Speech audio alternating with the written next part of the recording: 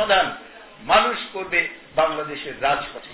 জাতীয় নির্বাচন সুষ্ঠু করতে নির্দলীয় সরকারের পাশাপাশি নির্দলীয় প্রশাসন গঠন করার দাবি জানান তিনি। নির্দলীয় সরকারের অধীনে নির্বাচন দিতে হবে। অনেক একুশে টেলিভিশন, ঢাকা। নোবেলজয়ী ডক্টর মোহাম্মদ ইউনূসের বিরুদ্ধে কর ফাঁকির অভিযোগ আনায় উদ্বেগ প্রকাশ করেছে মার্কিন যুক্তরাষ্ট্র। দেশটির পররাষ্ট্র মন্ত্রণালয়ের এক বিবৃতিতে বলা হয়েছে, বাংলাদেশের সুবিধাবঞ্চিত জনগণ, বিশেষ করে নারীদের ভাগ্য উন্নয়নে ডক্টর ইউনূসের অবদানকে যুক্তরাষ্ট্র বরাবরই সমর্থন দিয়ে এসেছে। এক্ষেত্রে বাংলাদেশের যথাযথ আইন ও আদর্শ অনুসরণ করে ন্যায় ও স্বচ্ছতার ভিত্তিতে ডক্টর ইউনূসের বিষয়টি দেখার আহ্বান জানিয়েছে মার্কিন যুক্তরাষ্ট্র। এবার একটা বিরতি, আর ফিরে আসছি একটু পরেই, সঙ্গে থাকুন। ফালানি হত্যার ন্যায় বিচার চেয়ে বাবার আবেদন, সীমান্তে ড্রোন মোতায়েনে এখনো সিদ্ধান্ত হয়নি ভারতীয় হাইকমিশনার। সাব চ্যাম্পিয়নশিপের ফাইনালে ভারতকে হারিয়ে শিরোপা জিতল গেলবারের রানার্স আপ আফগানিস্তান।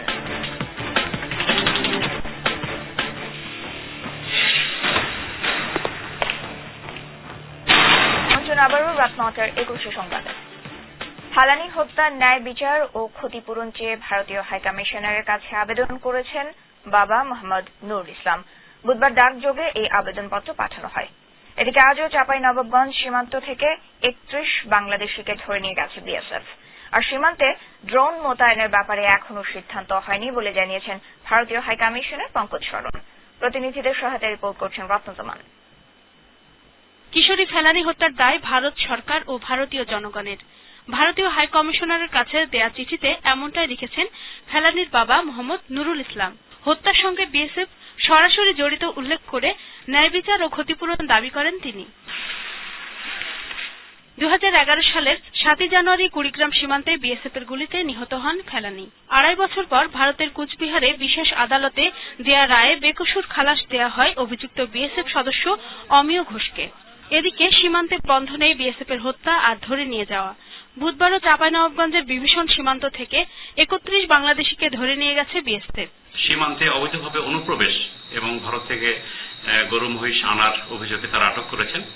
এ ব্যাপারে আমরা তীব্র প্রতিবাদ জানিয়েছি। আমরা তাদেরকে বলেছি যে এরা বাংলাদেশের নিরীহ নাগরিক এবং তারা সীমান্ত এলাকায় বিভিন্ন ধরনের কাজে নিয়োজিত ছিল, যখন তাদেরকে জোরপূর্বক আটক করা হয়েছে। অন্যদিকে বরিশালে এক সমাবেশে সীমান্তে চালকবিহীন বিমান ড্রোন মোতায়েন প্রসঙ্গে স্বরাষ্ট্রমন্ত্রী জানান, ড্রোন প্রহরা বাংলাদেশ নয়, ভারত সীমান্তের মধ্যে থাকবে। তথ্য অনুযায়ী তারা ড্রোন ব্যবহার করবেন তাদের সীমান্তের ভেতরে, আমাদের সীমান্তের আমাদের দেশের অভ্যন্তরে নয়। ব্রাহ্মণবাড়িয়া আখাউড়া স্থলবন্দর পরিদর্শনে এসে ভারতীয় হাইকমিশনার পঙ্কজ শরণ বলেন, ড্রোন মোতায়েনের বিষয়ে এখনো সিদ্ধান্ত হয়নি। দুদেশের উচ্চ পর্যায়ের মতামতের ভিত্তিতে সিদ্ধান্ত হবে। Desk report, 21 television. পুলিশ দম্পতি হত্যা মামলায় গ্রেফতার মেয়ে ঐশী রহমানকে বঙ্গবন্ধু মেডিকেল বিশ্ববিদ্যালয় হাসপাতালে ভর্তি করার আদেশ দিয়েছেন হাইকোর্ট। একই সঙ্গে ওই হাসপাতালে থাকা অবস্থায় হত্যাকাণ্ডের আগে ও পরে তার মানসিক অবস্থা ও মাদক গ্রহণের ইতিহাস নিরূপণেরও নির্দেশ দেওয়া হয়েছে। বিচারপতি সালমা মাসুদ চৌধুরী ও বিচারপতি জাফর আহমেদের অবকাশকালীন বেঞ্চ এই আদেশ দেন। একই সঙ্গে এ বিষয়ে 4 সপ্তাহের রুল জারি করেছে আদালত। স্বরাষ্ট্র সচিব সহ 8 জনকে রুলের জবাব দিতে বলা হয়েছে। এছাড়া প্রয়োজন হলে ঐশী রহমানকে মনোরোগ বিশেষজ্ঞদের দিয়ে কাউন্সিলিং এ করানোরও আদেশ দেওয়া হয়েছে। এদিকে একই বেঞ্চ ফরমালিন নিয়ন্ত্রণে একটি আইন প্রণয়নের প্রয়োজনীয় পদক্ষেপ নিতে কেন নির্দেশ দেওয়া হবে না তা জানতে চেয়ে রুল জারি করেছেন। আগামী 4 সপ্তাহের মধ্যে স্বরাষ্ট্র সচিব, আইন সচিব, বাণিজ্য সচিব, স্বাস্থ্য সচিব, বিএসটিআই এর মহাপরিচালক সহ সংশ্লিষ্ট 10 জনকে রুলের জবাব দিতে বলা হয়েছে। জামায়াত নেতা তাসনিম আলম ও জসিমউদ্দিনের উপস্থিতিতে তাদের বিরুদ্ধে রাষ্ট্রদ্রোহের মামলায় অভিযোগ গঠন করা হয়েছে। এই মামলায় সাক্ষ্য গ্রহণ শুরুর জন্য 28 অক্টোবর দিন নির্ধারণ করেছেন বিচারক। ঢাকা মহানগর দায়রা জজ আদালতের বিচারক মোহাম্মদ জহুরুল হক এই তারিখ ঘোষণা করেন। অভিযোগ গঠনের আগে 2 আসামিকে অভিযোগ পড়ে শোনানো হলে তারা নিজেদের নির্দোষ দাবি করেন। তাসনিমকে সকালে কারাগার থেকে আদালতে আনা হয়, আর জামিনে থাকা জসিমও আদালতে উপস্থিত হন। গত বছর 17 ডিসেম্বর রাজধানীর উত্তরার বাসা থেকে সন্দেহভাজন হিসেবে তাসনিম আলমকে গ্রেফতার করা হয়। ওই বাসা থেকে গ্রেফতার করা হয় জসিমউদ্দিনকেও।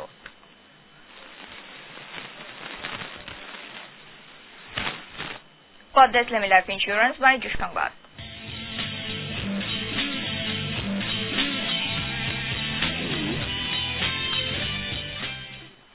সূচক মিশ্র প্রবণতার মধ্য দিয়ে সপ্তাহের চতুর্থ কার্যদিবস পার করল দেশের পুঁজিবাজার।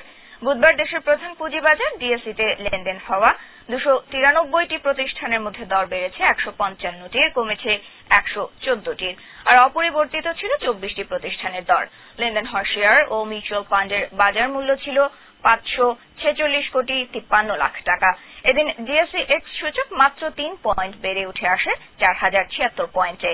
অন্যদিকে দেশের আরএক্স স্টক এক্সচেঞ্জ সিএসইর সার্বিক মূল্য সূচক কমেছে 3 পয়েন্ট। এদিন সিএসইতে লেনদেন হয়েছে 36 কোটি 40 লাখ টাকার শেয়ার ও মিউচুয়াল ফান্ড। এবার মডার্ন ডায়াগনস্টিক সেন্টার আন্তর্জাতিক সংবাদ।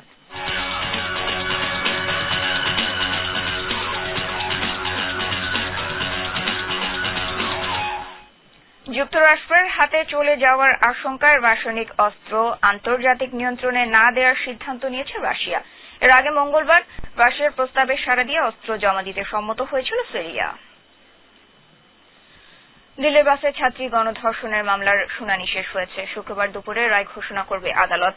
অভিযুক্ত 4 আসামির অপরাধ প্রমাণিত হওয়ায় আদালত তাদের যাবজ্জীবন অথবা ফাঁসি যে রায় দিক না কেন তার জন্য অপেক্ষা করতে হবে আরও একদিন।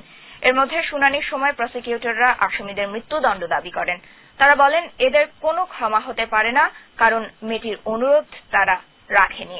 এর মধ্যে শুনানি চলাকালীন সময় অভিযোগ প্রমাণিত হলেও একজন আসামি চিৎকার করে নিজেকে নির্দোষ দাবি করে। গেল বছর ডিসেম্বরে দিল্লির চলন্ত বাসে 23 বছর বয়সী মেডিকেল ছাত্রী গণধর্ষণের শিকার হন। খেলা খবর। সাফ ফুটবল চ্যাম্পিয়নশিপে ভারতকে হারিয়ে প্রথমবারের মতো শিরোপা জিতে নিল আফগানিস্তান। কাঠমান্ডুর দর্শক স্টেডিয়ামে 6 বারের চ্যাম্পিয়ন ভারতকে 2-0 গোলে হারায় তারা। ফাইনালে খেলার 2 অর্ধের 2 গোলে শিরোপা জেতে আফগানিস্তান।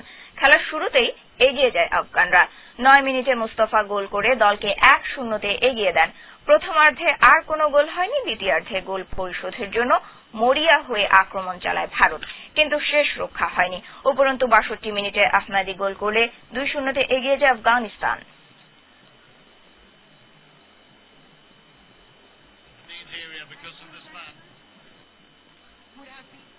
শেষ করছি রাত 9টার 21 সংবাদ। তবে জানিয়ে দেব শিরোনামগুলো আরও একবার। কাল সংসদের সম্ভাব্য শেষ অধিবেশন শুরু। নির্বাচনকালীন সরকারের প্রস্তাব উপস্থাপনের দায় 2 দল চাপাচ্ছে একে অন্যের উপর। ইউরোপীয় ইউনিয়নের সঙ্গে নির্বাচন কমিশনের বৈঠক। রাজনৈতিক সমঝোতায় ইসির জড়ানো উচিত হবে না সিইসি। নৌকার পক্ষে কাজ করতে নেতাকর্মীদের প্রতি শেখ হাসিনার আহ্বান। বিরোধীদের কণ্ঠরোধে নানা আইন হচ্ছে অভিযোগ ফখরুলের। 21 টেলিভিশনের সবশেষ খবর জানতে যে কোনো মোবাইল থেকে ডায়াল করুন 2021 নম্বরে, লগ অন করুন 21-tv.com।